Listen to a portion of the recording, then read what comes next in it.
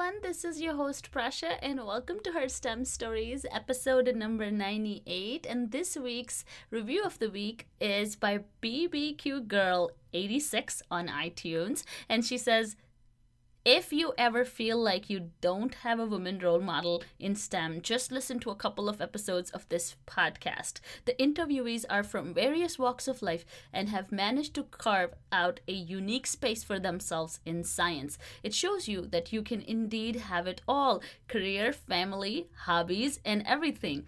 All you have to do is believe in yourself and persist. The host, Prasha, is a really good interviewer. She asks perceptive questions that fit the flow of the conversation so the dialogue doesn't seem forced. Her solo episodes are great too, filled with lots of actionable tips on how to build a STEM career. Thank you so much, BBQ Girl 86, for this phenomenal review. I am so happy that you like our show. And let's get started with this week's inspiring story of Stephanie Castillo, who is one of my favorite people on Instagram. And this is just part one of her story. I'm sure I'm going to bring her back on the next part as well. But let's get started and learn more about Stephanie. Welcome to Her STEM Story, a podcast about real women with extraordinary science, technology, engineering, and mathematics stories. In this show, we'll talk to some absolutely inspiring women and highlight some women-led organizations in the fields of science, technology, engineering, and mathematics. We'll learn more about their work, their struggles, and how they think we can close the gender gap in STEM professions. Keep listening to get inspired.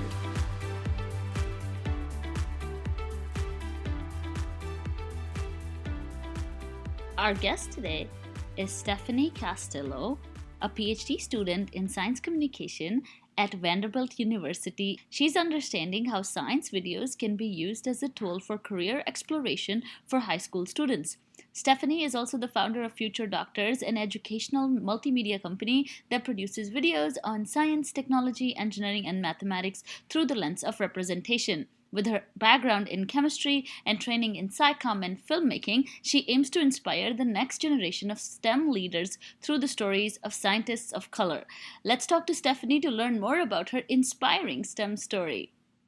Hi, Stephanie. Thank you so much for joining us today. Hi, Prasha. Thank you for inviting me. I'm so excited. Oh, me too. And so you're joining us all the way from Nashville.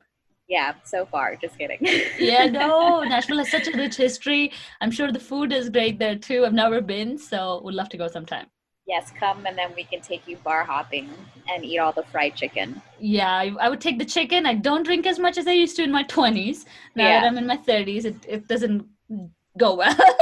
It's okay. I don't do it either, but we have like this thing called a pedal tavern, and it's the funniest thing ever. So it's just like everyone's like on bicycles. And, like, I've seen that thing. It's so cheesy, but it's fun. I've seen that. It was on Bachelorette. Oh, right. I feel like everyone. that's the thing that everyone comes to Nashville for, is doing all the bachelorettes are there. You just people watch and just laugh. Yeah, because I think one of the bachelors was from there. But anyways, sorry. No, that's okay. You're studying science communication, and that's such a new niche field, right? To go to school for. Yeah. How did you get into that? Well, I just kind of have like a unique background in the sense that I actually came into Vanderbilt University for my chemistry Ph.D. And then after about 4 years, so this past year is where I decided to make the switch, and I just felt like halfway through my chemistry PhD, I learned about science communication through a graduate school workshop called SciComm, and just dove headfirst into science communication since then.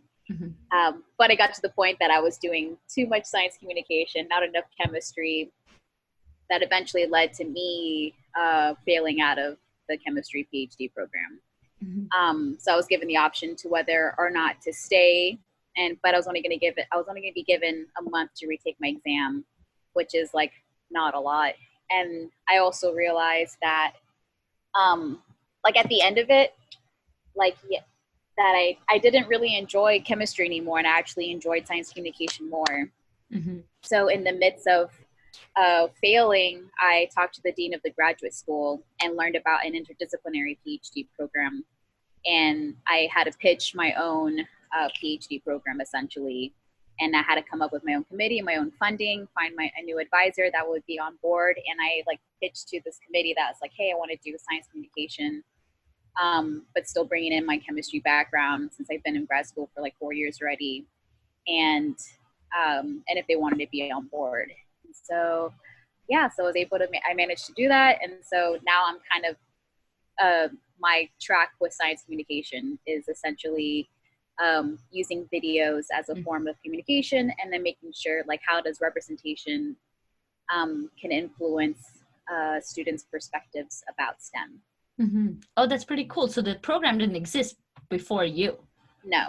Oh. So essentially like the interdisciplinary program is not one that you can like apply to outside. It's kind of like an internal thing. I kind of feel like it's like for like the students couldn't really find like the best match within their own program. So there's like other students who've like combined both, like Vanderbilt has a really good like med school component. So like whatever, any type of like biomedical engineering, but then they wanted to bring in a computer science aspect to it. So she was able to, so they end up just using their own track. So it's kind of the same thing. So we don't actually have like a science communication PhD program. I'm just through the interdisciplinary program, and this is my target, target research. So, no, that's great that Vanderbilt allows you to do these interdisciplinary programs because, you know, like when I was in college, I was in chemical engineering, but I was so interested in aerospace and mechanical engineering, and I would do all these projects, but would not get any credit for it. And, you know, that's really cool that they allow you to kind of explore like this multidisciplinary facet. I know. I feel like most programs should start being like that too. And like, I even advocated for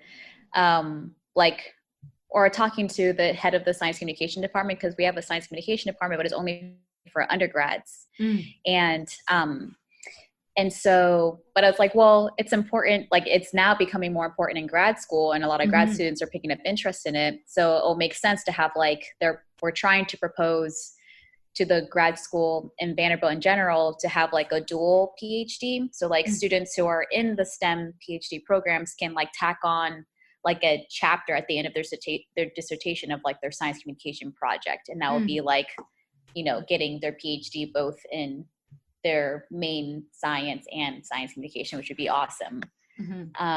So I'm technically like the guinea pig for that. So if I do well with the science communication, then they're going to like be like, oh, see, she was an example student. Like this can be adapted to all the other STEM graduate programs on campus, which would be pretty cool. Yeah, no, that's awesome. So what was your first introduction to science communication? What was the first thing you did in college? I think, okay, so I'm just like, I go down too many rabbit holes on YouTube. And I was obsessed with science, like anything on like science YouTube. So I watched like Smarter Every Day and Physics Girl and Veritasium, but I never like associated that with science communication until just like being on Twitter. Like an old colleague of mine, we did summer RU together.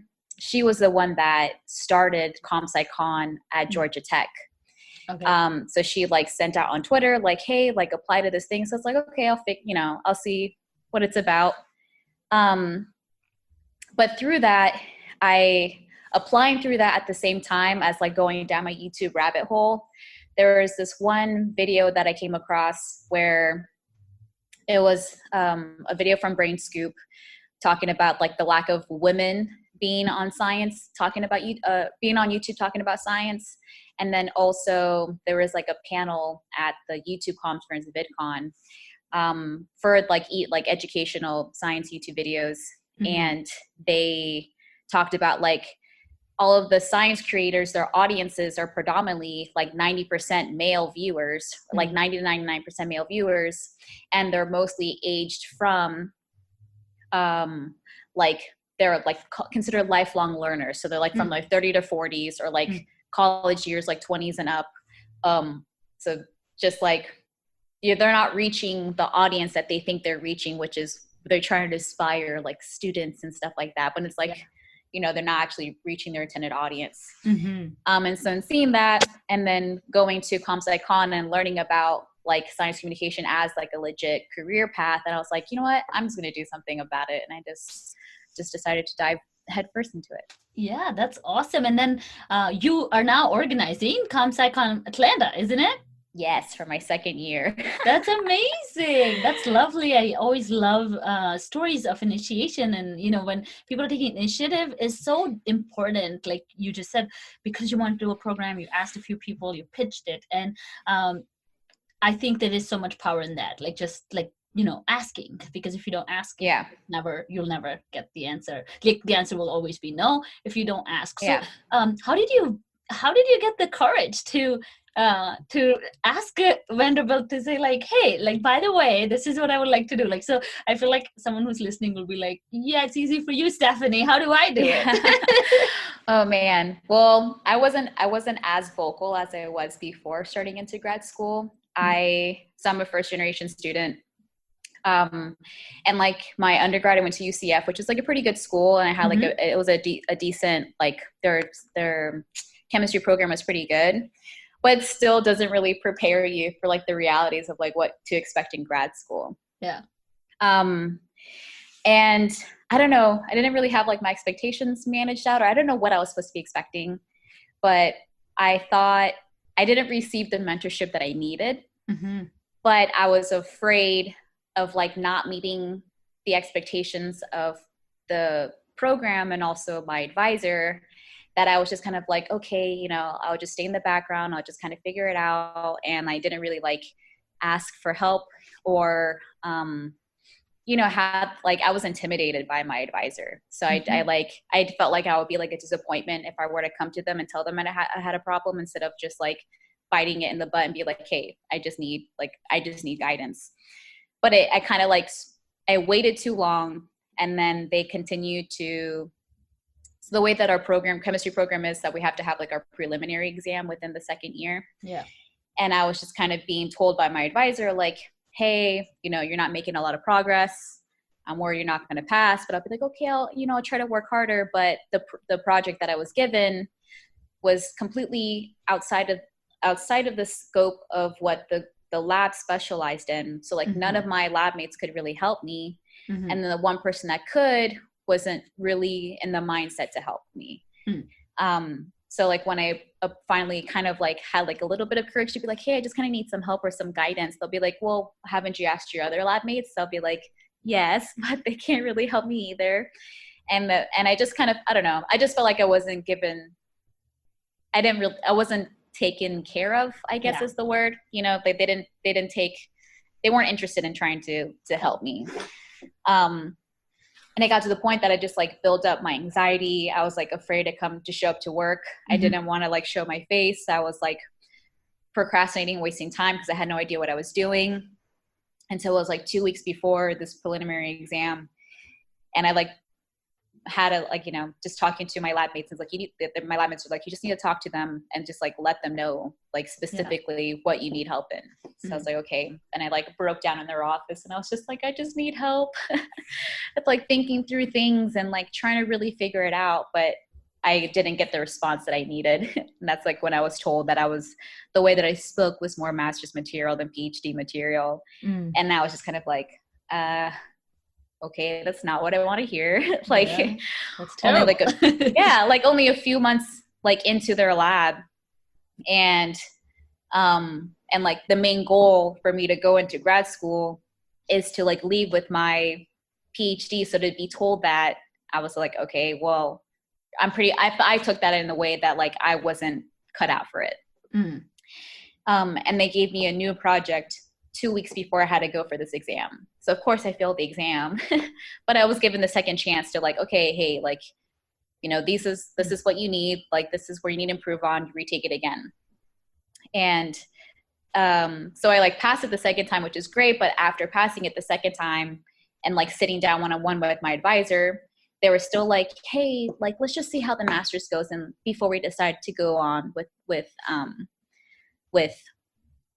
you know, going on with the PhD. And I was like, that's not what I came to grad school for. That's not what I want. And that's when I took the initiative to kind of like seek out other professors and like let them know about my situation. And and I made the choice that, like, you know, this person's not invested in me, so I'm going to find a different lab that will support me. So I think that's where I like learned, like that was the first time I learned how to like actually speak for myself and advocate for what I need. Mm-hmm. And what would you tell someone who's in the same spot, should, you know, to not have to wait that long? Yeah, I think trusting your gut. If you feel like, the moment that you feel like you're lost, then you're lost. You know, it's not like not to feel like you're a burden, or that you're not good enough or not smart enough, or that you don't know. Like, the fact is that, we don't know. And it's also their job to also teach you and guide you. So like, just, you know, it's not to not feel ashamed for asking for help. And it's actually being more proactive by taking the initiative to be like, this is what I don't understand, and how can we come up with a plan for me to be back on track to answer what it is that I need to answer. Instead of letting yourself kind of flounder around. Yeah, for sure. And sometimes those are lessons we need, right? Like sometimes it's the time that really gives us that lesson that we really need. I speak to a lot of people who are like who are like, oh my God, why is it not happening? And there's a reason, you know, you're supposed to be there and learn this lesson, so that one day you can tell your story like Stephanie. So also, you are also founder of Phuture Doctors, which is an educational media company that produces videos on science, technology, engineering, and maths through the lens of representation, which I absolutely love, because even though, as you said, there are less women representation in the field of media, and especially SciComm media per se, but there's even lesser representation of people of color in the same field. So tell us a little bit about Phuture Doctors, because you also have won so many pitching competitions for this business that I really need to learn more about. How did this get started first? So my diving into SciComm happened the same time that I was switching out of my first lab. So I kind of felt like I was really down, of like not feeling that I don't know, had a purpose or whatever. But you know, I used media as like, or YouTube as like an outlet for me to just like spend time on. And so at the moment when I was like seeking different labs and seeking help, that's when I took a step back and realized, oh, like all of my professors in my department are white males. And we just hired like the first African-American woman this past like year and a half, like, which is like crazy to think about.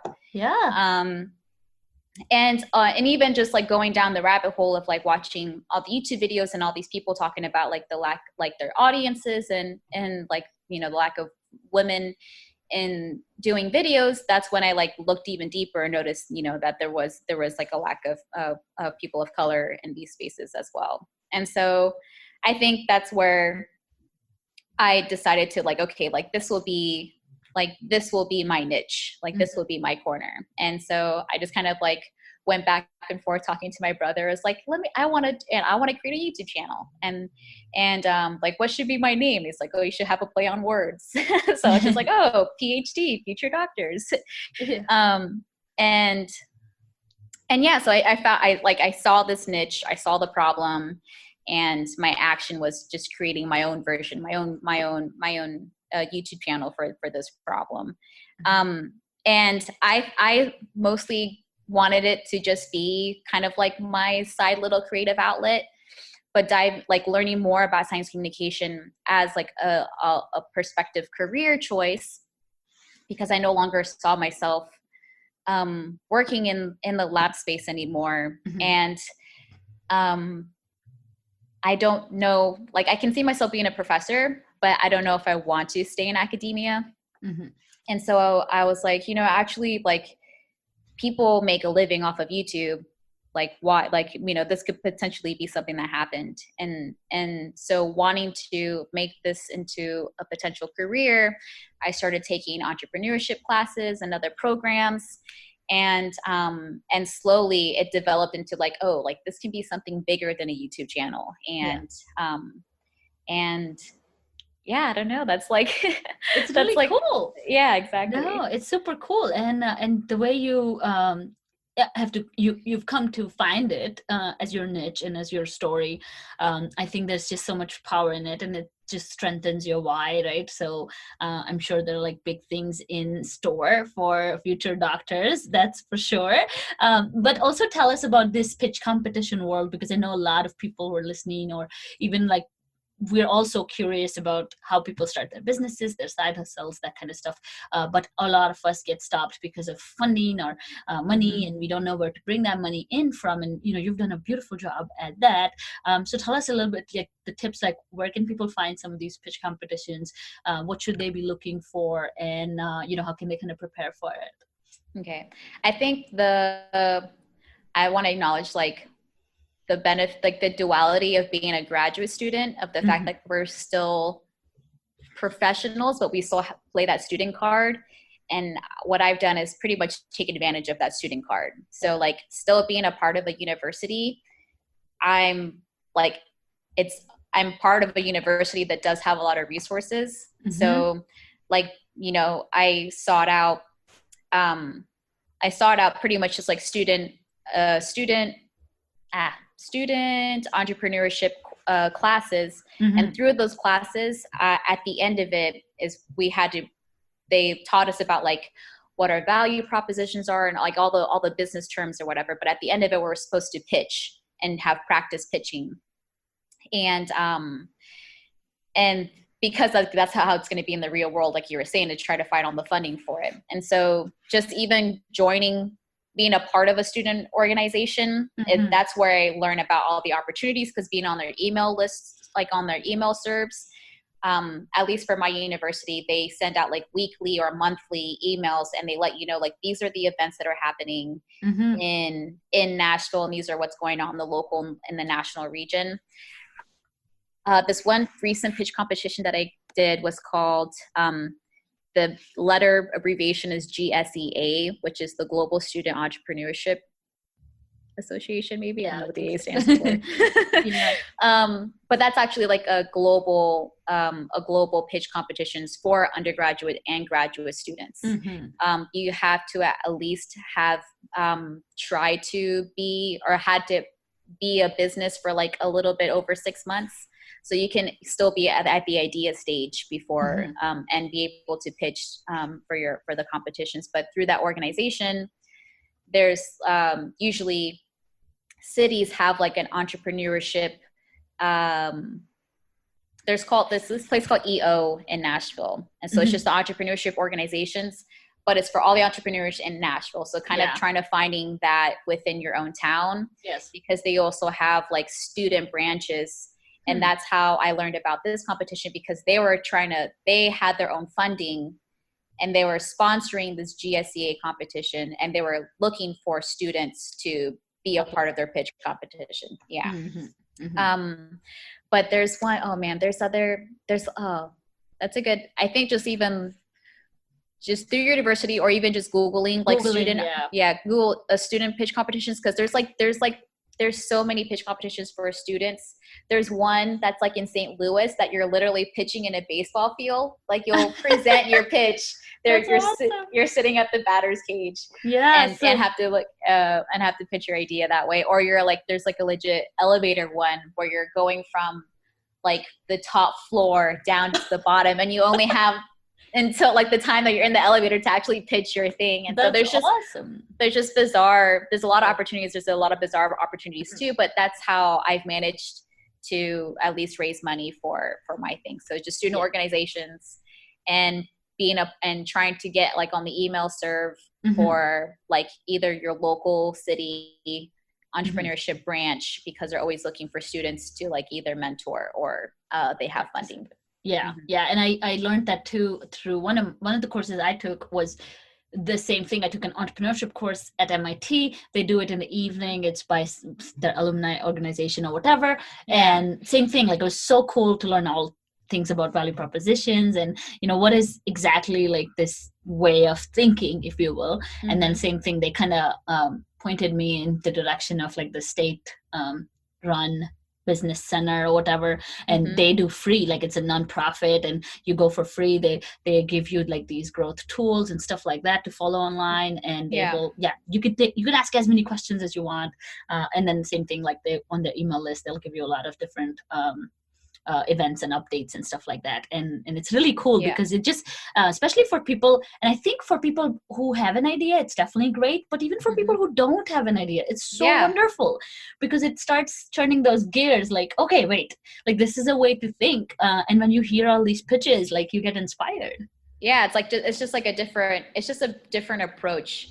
Like if we're doing like if we think about like our grad school research, it's like that we can even use like the business analogies to like better pitch like what the bigger picture of our research impact is, and that can even help with tailoring like how you can better, like when you're writing for grants and stuff like that, you know. So it's just like a different, it's a different what's the word that I'm looking for?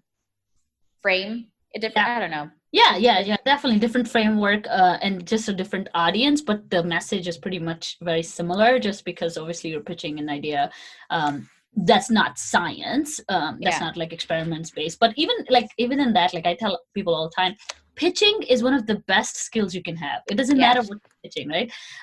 If you can convince other people of what you're saying, even if it doesn't mean like you have to actually exchange money or products or services. Like for the longest time I thought I needed to have a product, like I need to have an invention to do something, right? When it's not even like that. It's literally just, if you can sell your idea, if you can make money today, in like 3 years, 5 years, like that idea is going to grow and evolve, and the more you share it, the more you're going to get momentum for it, right? And so that's been like my biggest problem, because I always felt like I needed to have some kind of product, and that's like one of the biggest critiques that I get when I'm pitching my competition, because they're like, well, we don't want to invest in like a YouTube channel. But it's like, okay, well, like how do I change repackage it in a way that it's like, okay, it's no longer a YouTube channel. But like the more I learn, the more I'm growing to understand like this can be something bigger, and like what it is that it could be, and how I sell that. Because I think like I think that's hard too, because like when it comes to other competitors, like I've looked at some of the competitors that I have in February, and I'm like, oh man, this is gonna suck. It's gonna be hard, because they have like legit inventions where I'm just kind of like, where I'm like, hey, like I'm essentially selling myself as like a brand, and then like this bigger idea of like what it could potentially turn out to be. And it's like, I feel like it's a little bit harder than when you actually have like, here, this is my market sales, my projections and whatever. But I think you're doing great, and I think there is so much value in just learning how to pitch. So everyone should follow you, and you do such a great job. You were also on our conference, and it was just such a wonderful time just listening to you sharing your lessons in STEM and SciComm. And so tell us, what's that one big takeaway that people can take from your story? Well, it's mostly just like advocating for yourself, and whenever you're faced with like challenges, just knowing that like not letting other people decide for you, and taking the initiative to do what's best for you. So you're happy in the long run. I think you've done such a fantastic job at that, and I'm like really awestruck at like how you have like taken a problem, converted it into something that you really like to do, and now you're going to make a career out of it, while making the most of grad school, and also pitching a completely different degree at grad school, which I think is so interesting. I've never heard anything like that before on this show. And so it's like failure is never a bad thing, and you're really like an example of that we can just really take our circumstances and make it into something wonderful. And so before we let you go, I want to know your favorite book. That's like, I barely read, so that's when you first asked me that I have to have that. I was like, oh man, that sucks. That's okay. You can no, you have to answer a book, even if it's a kid's book, right? Okay, read in the when you were young, or a course book in SciComm. Well, this recent book. No, I don't like that one. I recently got a book called Stories That Stick, and it's supposed to help you. It's like kind of like an anecdotal book, but I got it from the business center, because it's supposed to kind of help you have the different narratives, and how you can apply that to like your pitch. Yeah. So I'm actually reading that right now because it's useful. It's not like the best book, but it's what I'm currently reading. So I think it's called Stories That Stick. I don't know who the author is. That's fine.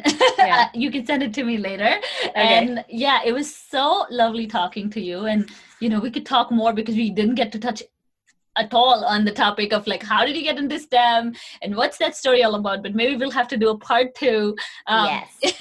when you're a big influencer, and we'll have to bring you back. No, I'm kidding. But you're still a big influencer. I think you influence people in such a powerful way, and it doesn't matter the numbers, the money, nothing like that. What matters is like our message is strong, and the fact that you're so authentic and genuine in everything that you do. Thanks, Rasha. I really thank you for this opportunity to come hang out with you. And that was Stephanie with her incredible STEM story. Please use the links in the episode notes to follow Stephanie and her amazing work. If you like our show, please subscribe, rate, and review this podcast on all or any podcasting platforms of your choice. We'll see you again next week with another inspiring STEM story. Bye.